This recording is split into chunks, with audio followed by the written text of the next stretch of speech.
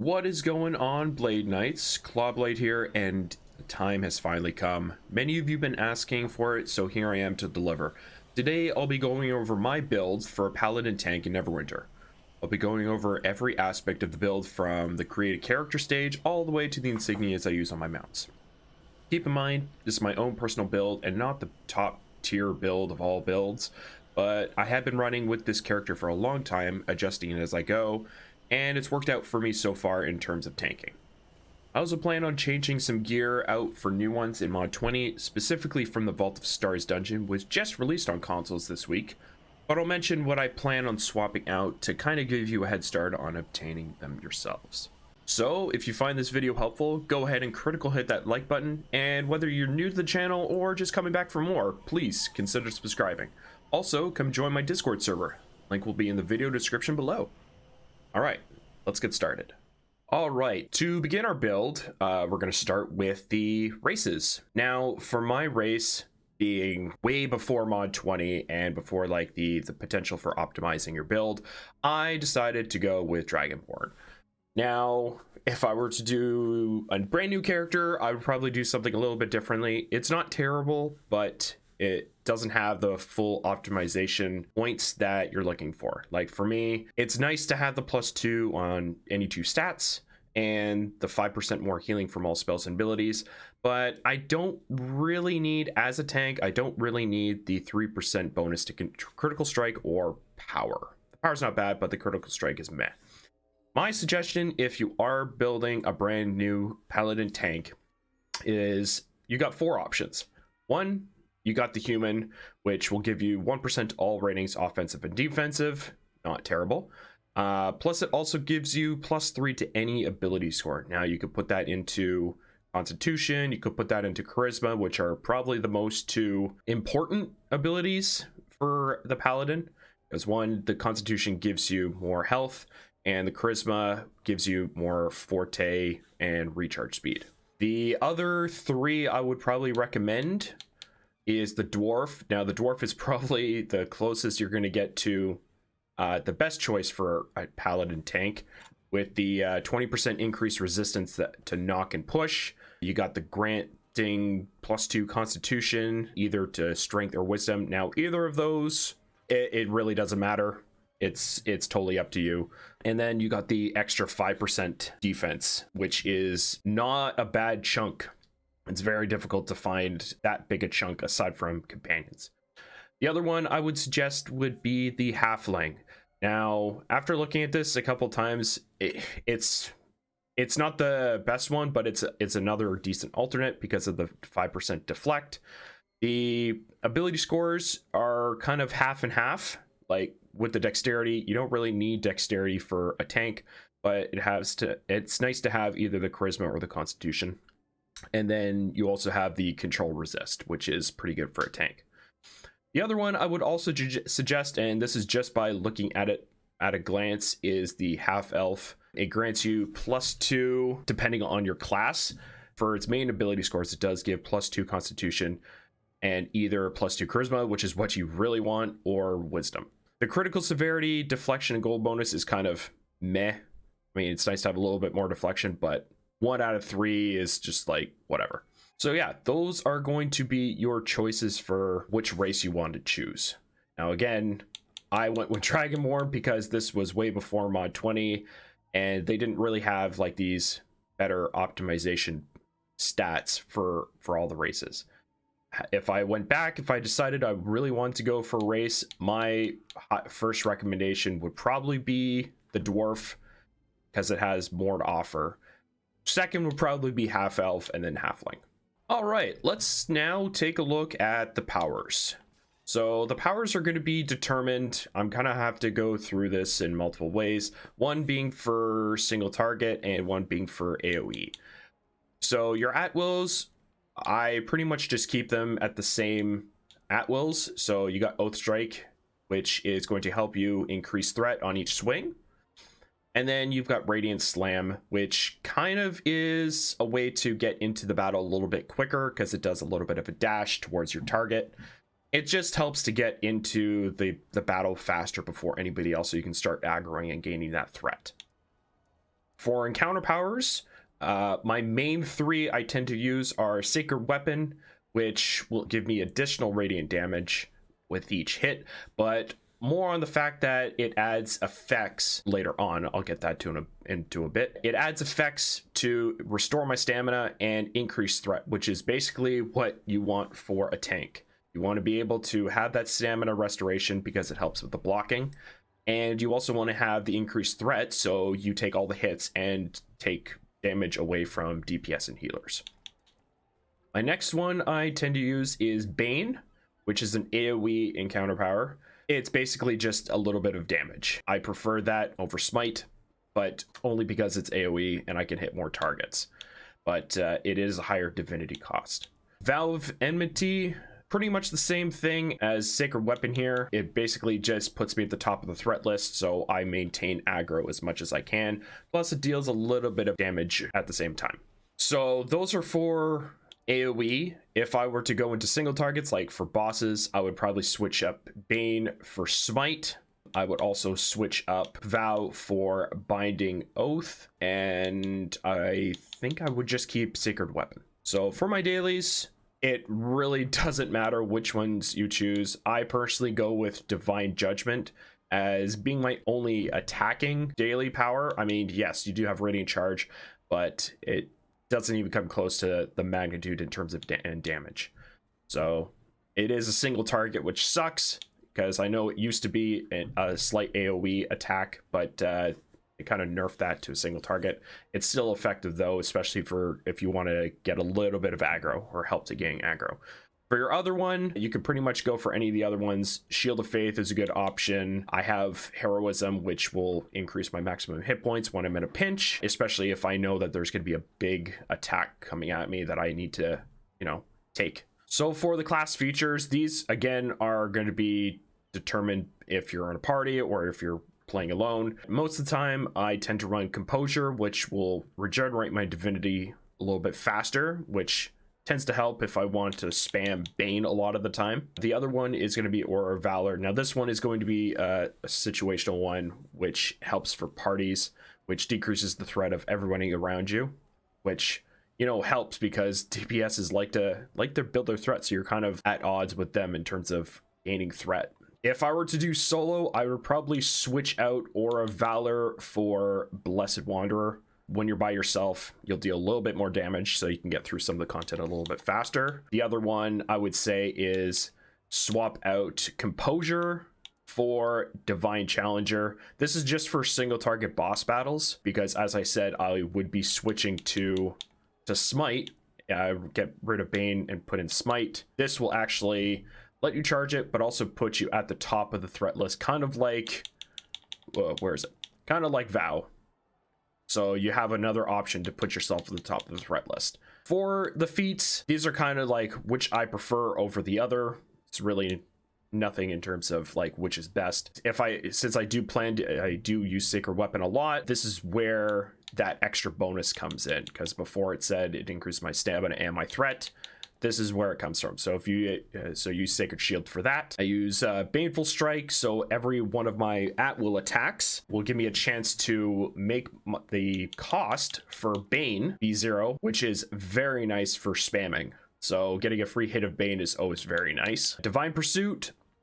This one will cause my at-wills to restore some divinity. Now this helps if I'm just spamming the at-wills and I'm kind of low on divinity. That and blocking helps. This one, the Sheltered Light, I mean, this is again all dependent on the daily that you do. Me personally, I prefer to use Shield of Faith over Divine Protector, but this is pretty much just for preference, really. And then finally, Unyielding Champion. I don't really use the Divine Palisade that much, but if I do, I much prefer to use, like, have it cost less divinity and block a little bit less, but that's just me. I have plenty of attacks that generate threat, so I don't really need the Divine Champion to generate threat, but no longer blocks attacks, which is the whole point of being a tank, is to block attacks. So I kind of go with Unyielding Champion on that one. Okay, so next we're going to be looking at the gear. Now this one is going to be changing over time, but pretty much what you're going to be wanting to focus on is the item level. You're going to be wanting to have your item level as high as possible because that's going to give you the maximum hit points and the damage. Now, it's not always going to be the case. Sometimes you're going to be prioritizing the equipped abilities over the item level. It's all circumstantial, but try your best to attain higher item level gear for your endgame tank. So for starters, I'm using the Lion Guard's helmet. This is a very useful helmet, not only because of its item level at 1250, but also because of its ability. When my stamina is over 75%, I receive 5,000 increased power. Now, I don't have that much power. It's okay. Only 51.3%, so I'm not dealing any more damage than I should be, but it's nice to have that little extra power just to help with a little bit more aggroing.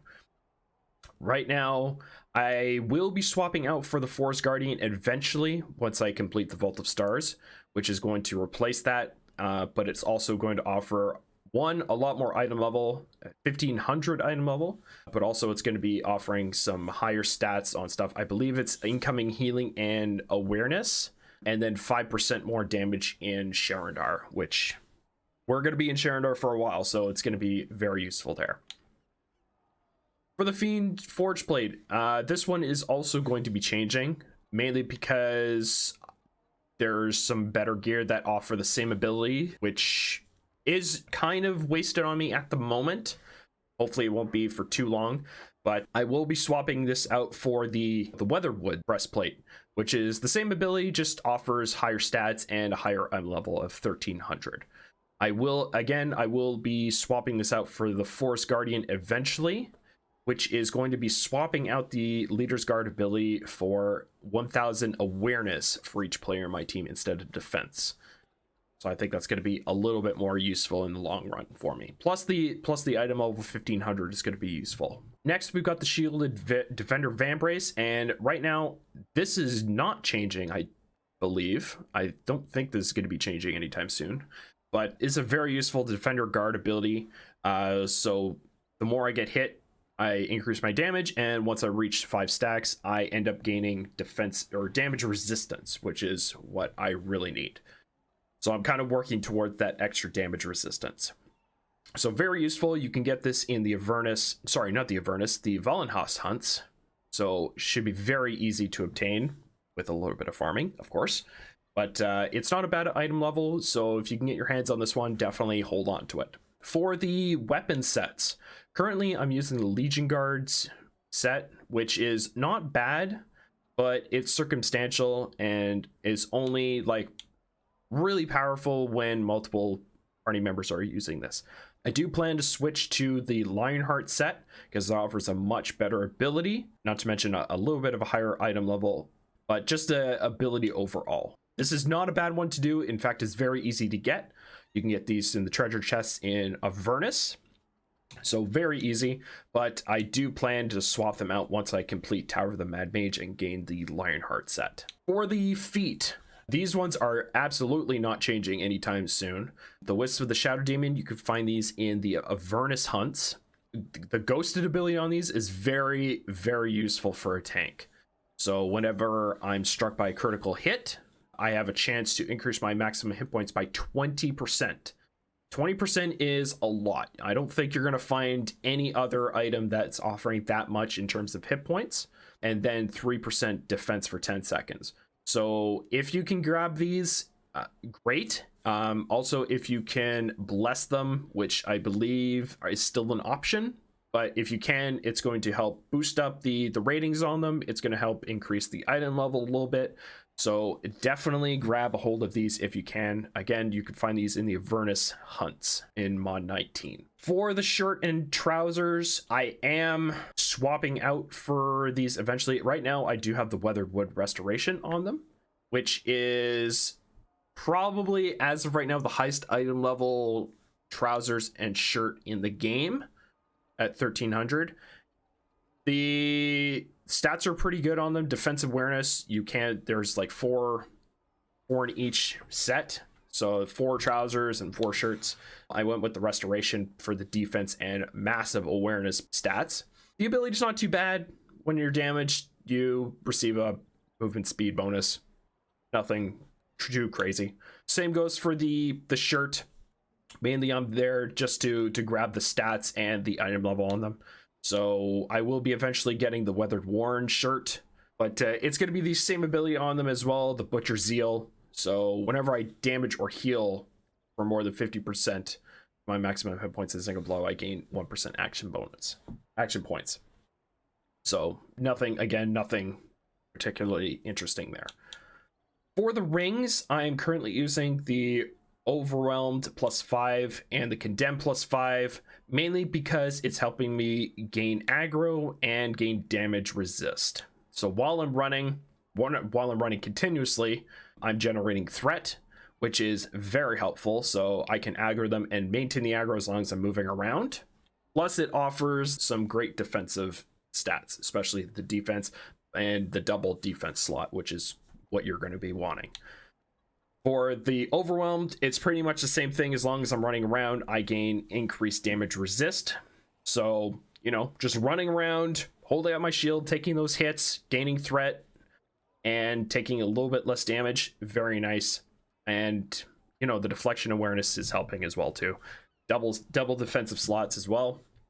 And the item level, I don't think the item level you can get any higher in terms of rings. 1100 is the highest. For the neck and waist, these are kind of going together. There are a lot of options you can go with, but my current one I'm using right now is the reflective collar and the mirror plated belt, which is offering strength and constitution.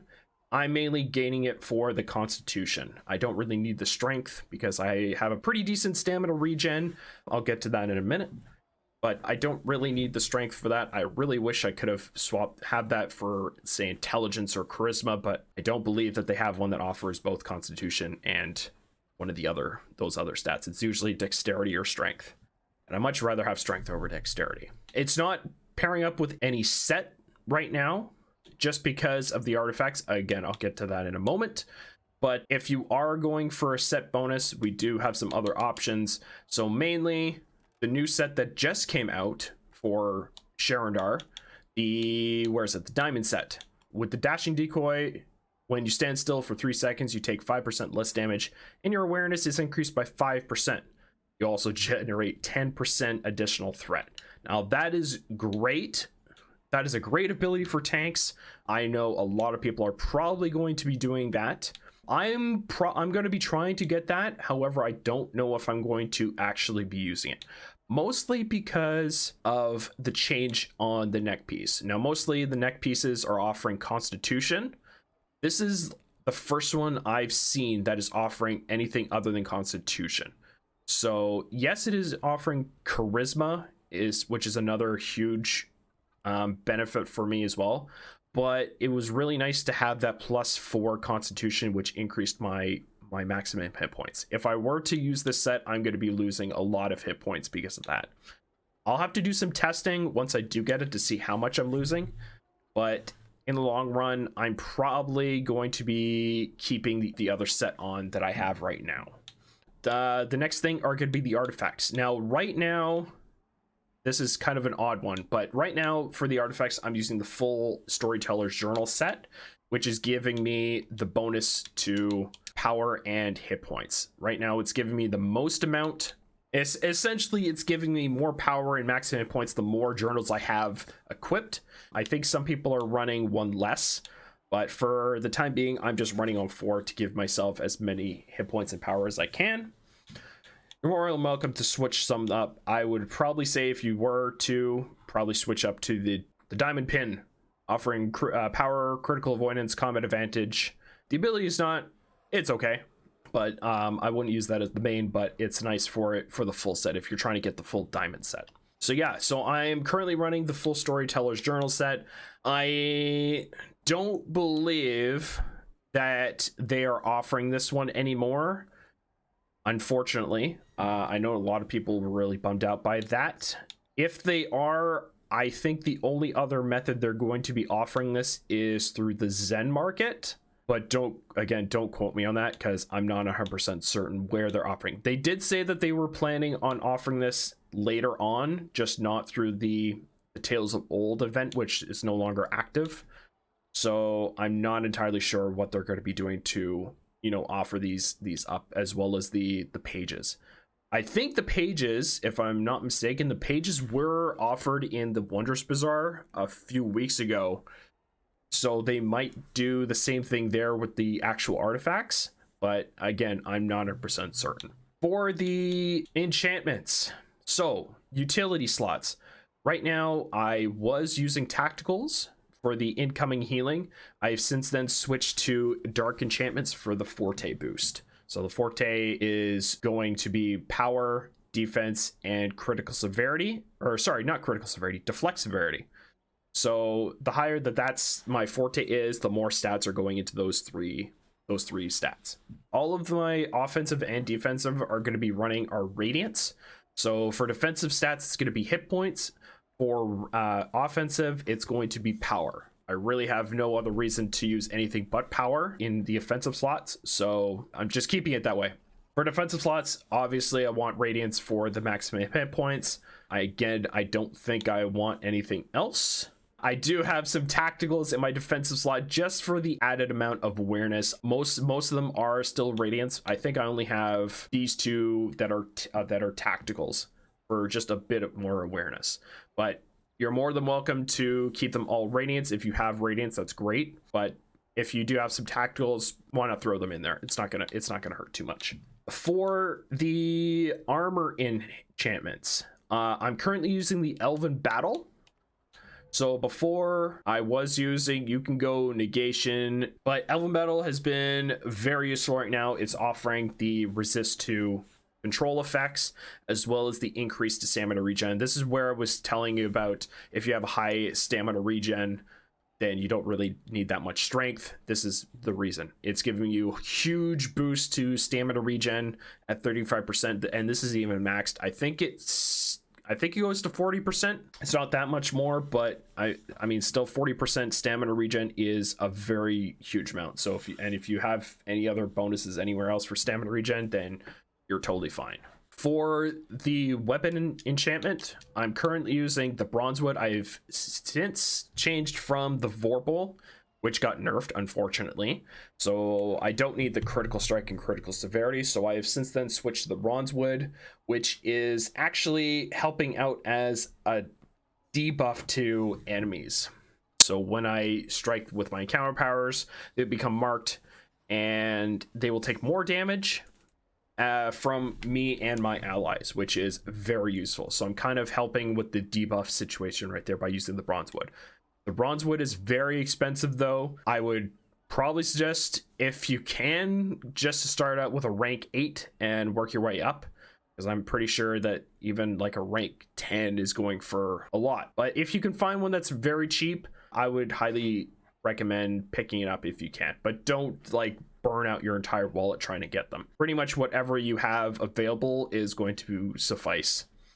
But if you do have Bronzewood, I would highly recommend throwing that one on. All right, so next we're going to be taking a look at the companions page. Now this one again is also going to be changing a little bit over time, but for starters, my summon companion is the Iron Steward of Allure, and the reason I've decided on this one is for its power. So because it is an augment, it's going to give me a bonus in terms to awareness, control, resist, and hit points. Now that is, in terms of augments, that is going to be probably the most useful you can probably get with the awareness and hit points. The control resist is not bad either. I did before go with the Bullet Pup, which was power, defense, and hit points, but I think this one reflects the stats I need a little bit more, especially when I don't really need the defense. I'd much rather have the awareness and hit points right now because it's really hard to get the awareness. For the equip abilities, I have scoured everywhere, and again, this is going to be based on trying to cap out those stats. So for me, it was awareness and defense that were my top priority stats to cap. So I'm using the Platinum Case Grimoire of the Companion, which is for the awareness, the Chain Grimoire of the Companion, which is defense awareness, and the Silver Thread Knot is critical avoidance. I did plan on getting either another Chain Grimoire or another Platinum Grimoire, but I think for now, because it's very difficult, it's all by chance in the Master Expeditions to get one of these in the first place. So I think if you have anything that has any sort of defensive stats, especially awareness, I would just hold on to that. For the rune stones, I am running all empowered because they are giving me maximum hit points, which is going directly to me. They didn't before, so I'm glad they actually went and fixed that, because before they wasn't offering bonus hit points to the companion, so now they are working. So definitely throw those empowered runestones on for that maximum hit point buff. For enhancement, I normally run redemption, so when you are on chance on hit to heal you for hit points. So sometimes I have been told to run armor break instead to reduce an enemy's defense. That usually stacks up with everybody using that in bosses. I don't know how useful that is. I've only used it a couple of times, but you're more than welcome to try it out for yourself. But mainly I tend to run redemption for it to get that health back over time, because I really need to. For companion bonuses now, these are probably going to be altering a little bit later on, probably closer to the end of the year. But for starters, I have the Slime Insight for defense. This one I think you could probably swap out for the Harper Bard if you can find it. It is a very rare and valuable, very expensive companion, but if you do have it, I would probably swap it out for that, for the awareness and hit points, I believe. For the offensive power, really the Blink Dog is the only option you have. Most of the other offensive ones don't offer both defensive ratings, so I tend to go for that one. Deflect chance and critical avoidance is not bad. It's not my priorities. I would have loved if it was defense or awareness, but I will definitely take this one because it is the closest I will get to any type of double defensive stat on the offensive power. For the universals, now these ones too, I plan on switching eventually, potentially. So right now I'm using the Myconid's Presence, which is offering critical avoidance and awareness. I would have loved to switch to the Aware Dog for defense awareness, but again, it's another very expensive one, another very valuable companion. The other one, the Durgar Guard, which is offering 7.5 critical avoidance. I would much rather to split that up and gain a little bit of awareness, which is why I'm deciding eventually I'm going to be getting the Frost Mimic, which is going to give me awareness and defense as well, same as the War Dog. For the Owl's Instincts, for the utility power, I'm using the Owl's Instincts. Now, before I was using the Energon for the 30,000 maximum hit points, which is amazing. It did get nerfed from the last companion change and everything. So I did switch up to the Owl Instincts to reduce the maximum hit points, but I'm also gaining the extra awareness, which is very helpful. So you can use either of those. I highly recommend, if you have Zegi's Insight, I would probably recommend that because it's a very easy one to get. It's very cheap in the auction house. But if you do have an Owl's Instinct, I probably recommend this one a little bit more just because of the awareness. All right, and next we're going to be looking at the mounts page. This one I'm pretty sure is fully set up minus the collars, but I'll get to that in a minute. So for starters, we're going to be taking a look at the combat power. This one is pretty much going to be based on whatever you have available. For me, I was running the Arcane Siege Volley from the Polar Bears, or the Siege Bear, I should say. I have since switched to the Cauldron Fumes, just because it offers the same damage, but also it has the added effect of boosting allies within the fumes by 50% with accuracy and combat advantage. So I'm offering a little bit of a buff while also damaging at the same time. I think so. If you do have a T-Rex or a Griffin or Swarm, those are probably good to be the best in slot against bosses. So I would highly recommend switching to one of those if you have it. But if you don't, pretty much whatever you have that could potentially damage or buff. That's up to you. For the equip power, I'm running Stalwart for that maximum hit points. Obviously, I don't think I have to get into much more detail than that, because you want that hit points. And then yeah. So for the stable, pretty much all of my abilities in the stable are focused around self-healing, or healing over time. So whenever I'm stunned, whenever I'm reduced in hit points, whenever I potentially critical strike, or whenever I receive combat advantage, which should be all the time if I'm positioning myself correctly. I should be receiving a whole time.